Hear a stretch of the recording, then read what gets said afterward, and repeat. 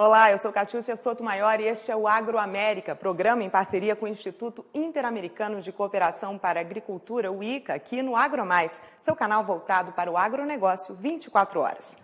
A proposta é mostrar iniciativas inovadoras e compartilhar boas práticas dos 34 Estados-membros que podem ser replicadas em todo o mundo na busca pelo desenvolvimento agrícola e pelo bem-estar rural. Hoje, o assunto é a crise hídrica e como ela tem afetado o agronegócio no Brasil e nos países vizinhos. Segundo a NASA, a Agência Aeroespacial dos Estados Unidos, a América Latina passa pela segunda maior seca do século. Quem conversa com a gente é o mestre em hidrologia aplicada e doutor em recursos hídricos, Gerken Beekman, coordenador da área de recursos naturais, gestão ambiental e adaptação às mudanças climáticas do ICA. Olá, obrigada pela disponibilidade e bem-vindo ao AgroMais. Obrigado, Catiúcia, por essa oportunidade para trocar ideias a respeito dessa temática de hoje. Obrigado. Obrigado, senhor. Para começar, além da região sul e parte do norte do Brasil, o déficit hídrico é alto em regiões do Paraguai, Uruguai, Bolívia e no norte da Argentina. Quais são os impactos para o agronegócio, principalmente nos países da América do Sul? Sim, e de acordo também com as previsões dos serviços de meteorologia, está caracterizado novamente uma situação de laninha, o que deve conferir à região como um todo, né, uma sequência no período de seca. E isso deve se prolongar nos meses de dezembro, janeiro e fevereiro.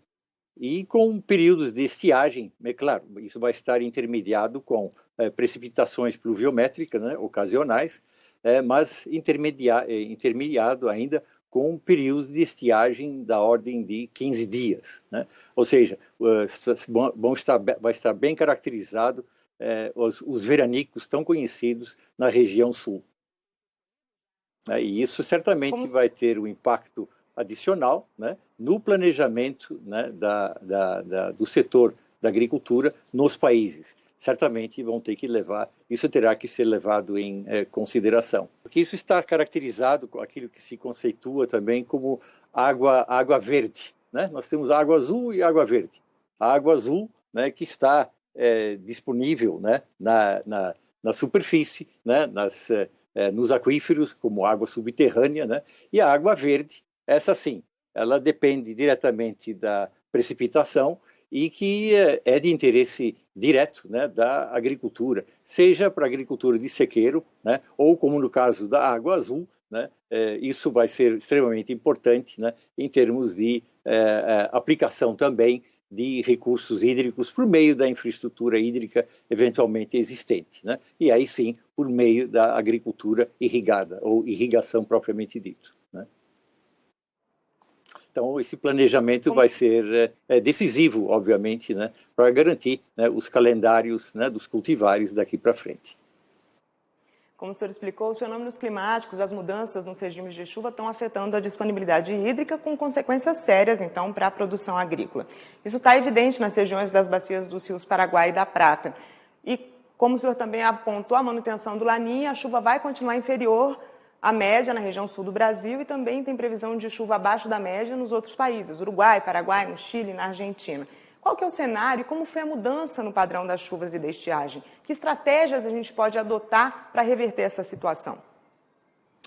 Normalmente se analisa as normais climatológicas, né, que são séries temporais, né, de observações de variáveis meteorológicas por um período de 30 anos.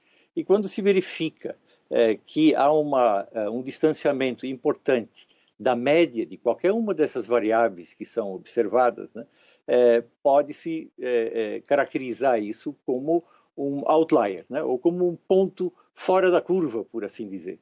Se isso não necessariamente é altamente significativo, mas já caracteriza variabilidade climática. E isso tem que ser observado com muito cuidado, porque se houver, né, nas séries seguintes, né, uma continuidade nessa sequência de eventos extremos, por exemplo, né, ou fora daquilo que se caracteriza como a média ou mediana ou normalidade, pode estar caracterizado, né, como um fator, né, associado a mudanças climáticas.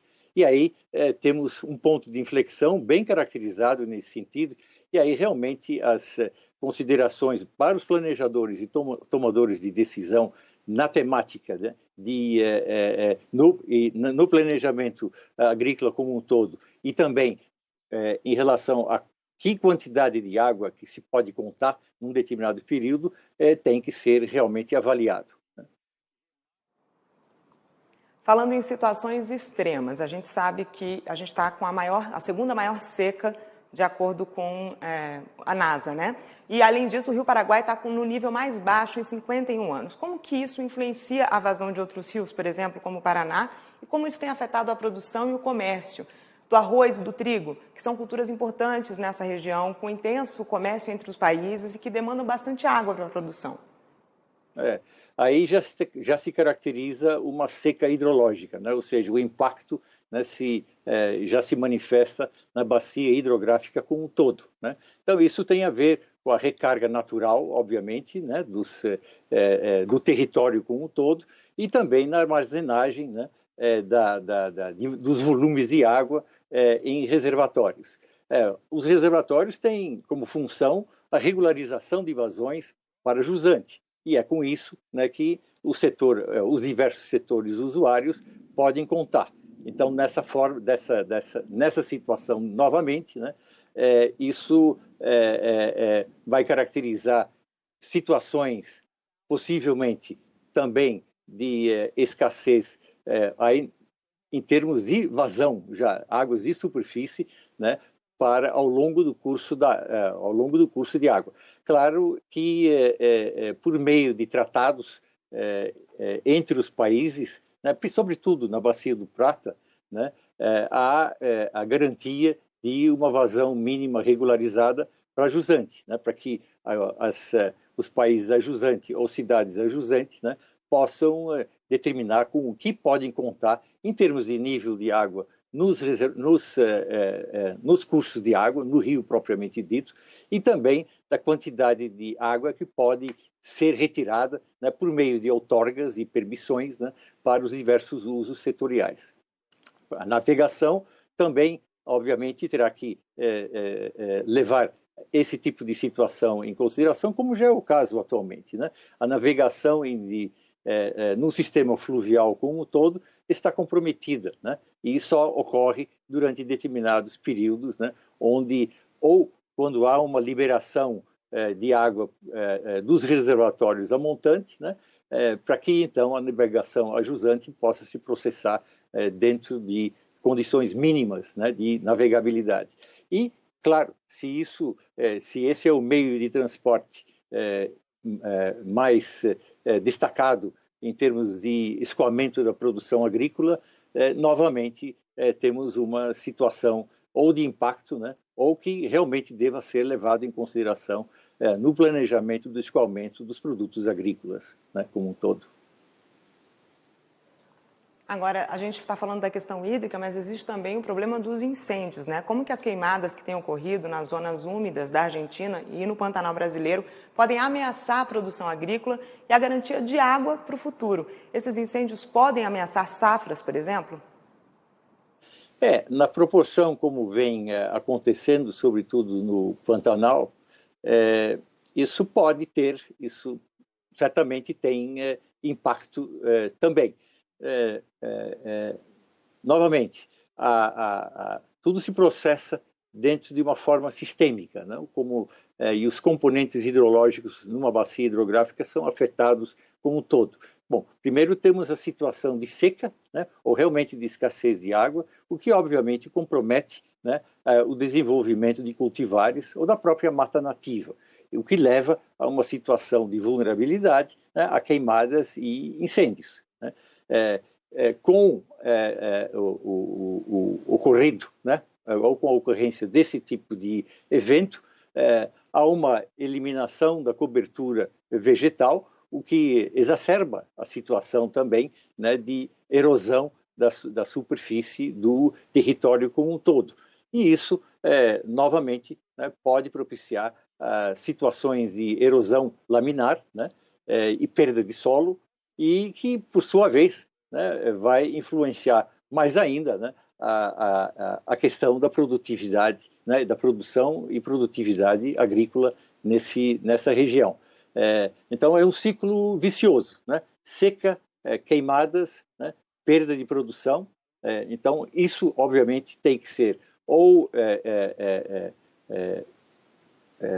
controlado, né, ou com medidas adicionais, né, de conservação de solos, né, e também de técnicas associadas à prevenção de queimadas e de incêndios, né, o monitoramento como um todo, né, desse meio, né, passa a ser extremamente importante, né, para o setor. E como que a cooperação internacional pode ajudar a prevenir ou a mitigar os efeitos de queimadas como essas do Pantanal?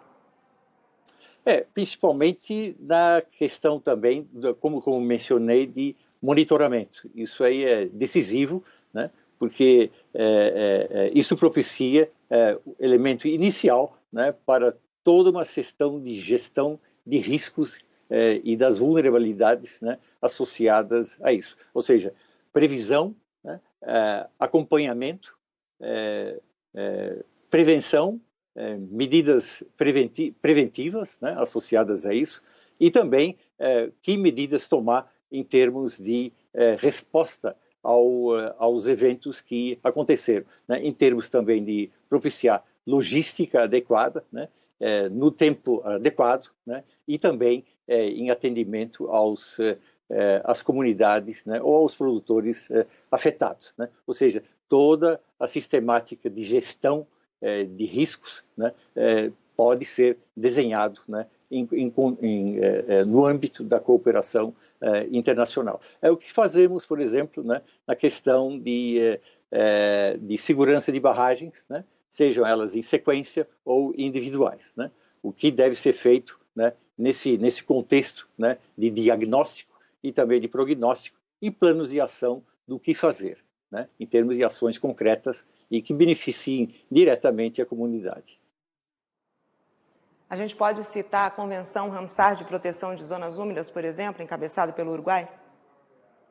Certamente, né? E também, bem, o próprio Pantanal é uma zona Ramsar, né? O Brasil tem 7, e onde há toda uma preocupação, né, dentro da convenção, essa dos humedales, né, ou das áreas úmidas, né, de garantir a biodiversidade, né, a qualidade ambiental, a manutenção dos serviços ecossistêmicos e das funções, né, que ecossistêmicas desse tipo de meio propicia, né? Então, são áreas muito exclusivas, né? São há 150 países que assinaram, né, a Convenção Ramsar, e há, então, um compromisso internacional também nesse sentido, né, de preservar esse tipo de áreas, né, que são constituídas, né, por pântanos, manguezais, alagadiços, sobretudo as veredas, né, ou junto às nascentes, né?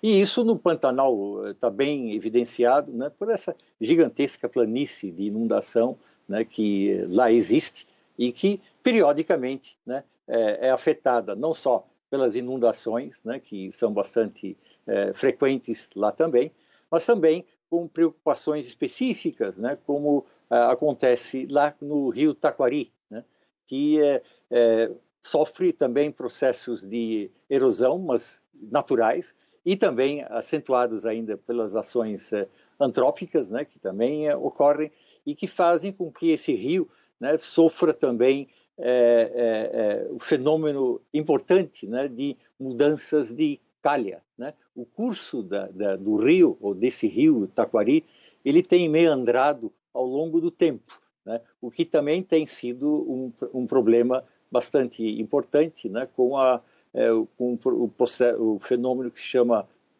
avulsão, que é o rompimento de margens, né, e inclusive, porque como esse rio é extremamente meandrado, com muitas curvas, a própria deposição dos sedimentos no leito faz com que isso se represente um barramento, e aí o próprio escoamento hidráulico, né, o escoamento do rio, ele busca caminhos alternativos, né, e rompe as margens, né, num fenômeno chamado avulsão ou arrombamento, né, como termo mais local, e inunda as planícies de inundação adjacentes e renova esse mesmo processo de acúmulo de sedimentos, né, e novamente na busca de criação de novos canais. Então, cria-se uma situação que se chama anastamosose, né, que significa uma diversificação de canais, né, e que,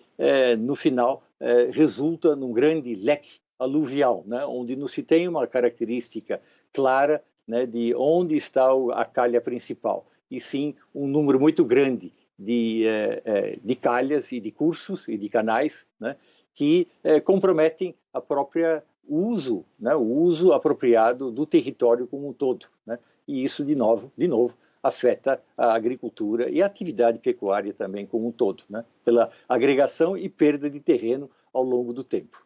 Ainda que isso seja um fenômeno geológico, mas ele agora também tem a contribuição das atividades antrópicas. E isso se reflete nos demais humedales, né, ou áreas úmidas também da região, não só nesse do Uruguai, que é no noroeste do Uruguai, onde a atividade agrícola e pecuária sofre bastante com esse fenômeno, né, de mudança de calhas e de assoreamento, né, desse sistema fluvial que é extremamente intrincado. Nós podemos citar alguns exemplos de cooperação em curso ou projetos do ICA na área de segurança hídrica que podem garantir água para a produção no futuro? Certamente. Nós temos um grande programa também que se chama Água Doce, né, que é com o Ministério do Desenvolvimento Regional, e que preconiza o acesso à água segura para as comunidades, sobretudo na região do semiárido, né?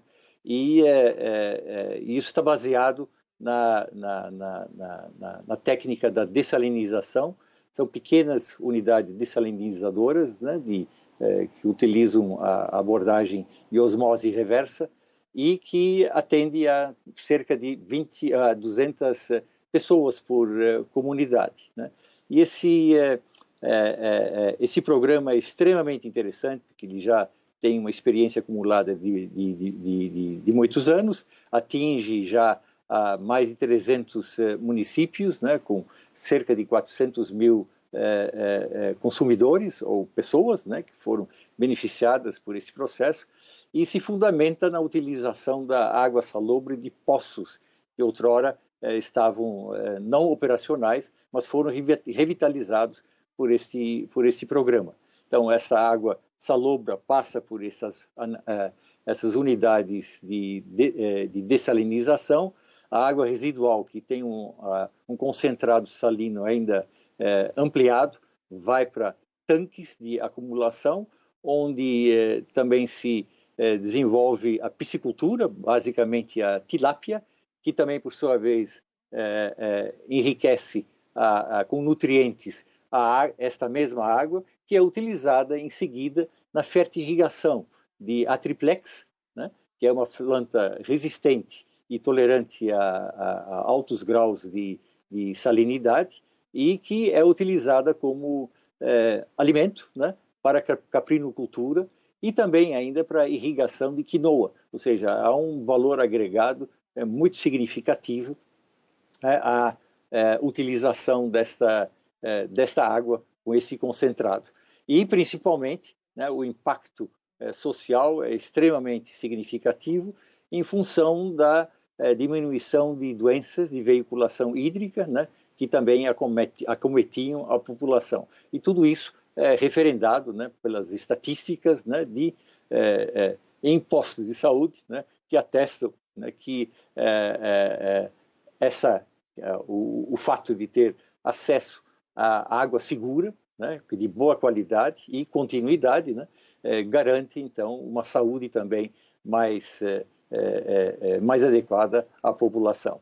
Então, isso são medidas é uma política extremamente interessante, né? Claro, orientado em grande parte para o semiárido, onde tem esse tipo de situação, né? Onde os aquíferos são essencialmente tanto o sedimentar como o cristalino, contém água salobra, né? Da ordem assim de 5.000 ppm, né? Como concentração, né? Claro, a água do mar é bastante mais acentuado, mas também isso também entraria, né, na nossa matriz hídrica, por assim dizer, né, que está constituída de água de superfície, água meteórica em primeiro lugar, né, água de precipitação, água de superfície, água que escoa nos rios, a água subterrânea que temos, né, mas também atrelado a isso, também devemos levar em consideração o uso eficiente da água, né? E também o controle de desperdício, porque isso de per si, hoje em dia, já representam mananciais importantes, né? Se conseguimos desperdiçar menos, né, e sermos mais eficientes, né, seja na agricultura como no uso doméstico, né, isso representa um manancial de per si.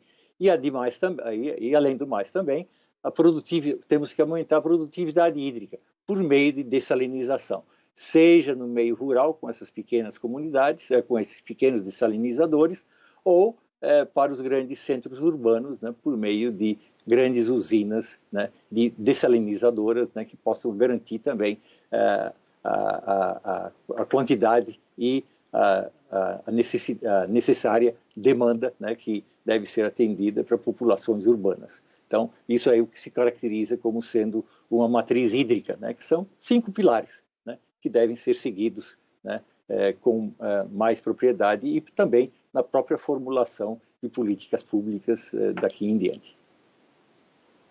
Então, como a gente pode ver, o ICA tem muitos projetos que focam em soluções e na recuperação da sustentabilidade, como o reuso e a dessalinização de água para sistemas produtivos. Essas ações seriam eficazes neste momento, não só aqui no Brasil, mas nos outros países? Certamente, porque inclusive compartilhamos isso, né, já com os países do sistema. Nesse sentido também implementamos há pouco tempo um programa chamado Econormas, né, que foi concentrado essencialmente nos países do Mercosul, mas onde as experiências que foram aplicadas, como essas, né, não só de dessalinização, mas de técnicas de conservação de solos, né, de meios para estancar os processos de erosão que estão em curso, né? Ou seja, no combate à desertificação. Tudo isso tem sido compartilhado com os países vizinhos, ou seja, as experiências exitosas nos 4 países têm sido intercambiados também com outros países do sistema, né? Então, isso é uma das missões, obviamente, da cooperação internacional, né, de compartilhar e de intercambiar experiências e tecnologias que sejam adequadas e que sejam replicáveis nos outros lugares, né? E para isso, obviamente, temos muito para oferecer e também para comprovar e demonstrar que assim tem sido eficaz, né? Dessa mesma forma também, com apoio, né, por meio do Ministério de Meio Ambiente, temos também tido participação na ISO, né, que é a International Standard Organization, né, na formulação de normas e especificações e diretrizes no combate à desertificação e que, claro, isso caminha de mãos dadas com água, não se combate a desertificação sem água, né? Então, normas e especificações e orientações nesse sentido estão sendo formuladas em conjunto com diversos outros países, né, da comunidade internacional, né, no sentido de termos, então, um padrão, né, que possa ser de interesse e que oriente, né, como um todo, né, a atuação dos países nesse sentido, né? Também devemos levar em consideração essas iniciativas todas, né, porque tem reflexo, né, nos acordos internacionais como um todo, estão sendo formulados, né? Então, as próprias diretrizes da União Europeia, em termos agroambientais e também na área de recursos hídricos, né, já estão sendo contemplados, né, nos acordos comerciais entre países. Então, são componentes que são extremamente importantes, né, porque afetam também todo a área de interesse da agricultura, né, na questão de importação e exportação, né?